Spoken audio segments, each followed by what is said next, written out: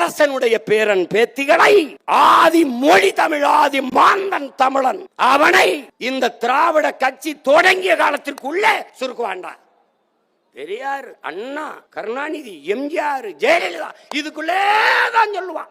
இவனுக்கு சிங்காரவளர் தலைவன் இல்ல, சிவானந்தம் தலைவன் இல்ல, இவனுக்கு அயோத்திதாசன் தலைவன் இல்ல, ரெட்டமலை தலைவன் இல்ல, MC ராஜா தலைவன் இல்ல, ராமசாமி படையாச்சி தலைவன் இல்ல. அவன்லாம் கிடையாது, அவன்லாம் ஒண்ணு கிடையாது. இந்த செக்கு இழுத்தானே எம் பாட்டன் அவன் தலைவன் இல்ல. வாவு சிதம்பரம் தலைவன் இல்ல, அவன் தலைவன் இல்ல.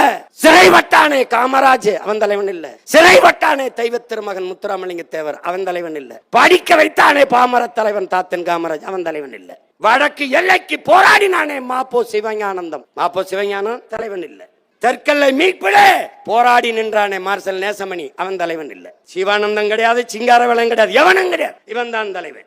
உலகத்துல தமிழனை போனடே வர்க்க போராட்டம், கம்யூனிஸ்ட் வர்க்க போராட்டம் என்பது முதலாளித்துவ உழைக்கும் மக்கள் பாட்டாளி வர்க்கத்தை சுரண்டலை எதிர்த்து போராடி எல்லாம் பேசிருப்பான்டா.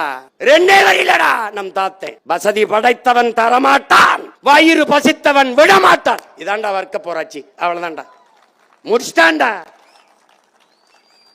முடிச்சான். இந்த படிக்கிறவனுக்கும் உழவனுக்குமான வேறுபாட்டா ஜுரம். எழுத படிச்சு எல்லாம் தெரிஞ்சவன் நாட்டை கூறுபட்டான், ஏற பிடிச்சு உழுதவன் நாட்டுக்கு சோறு போட்டான்.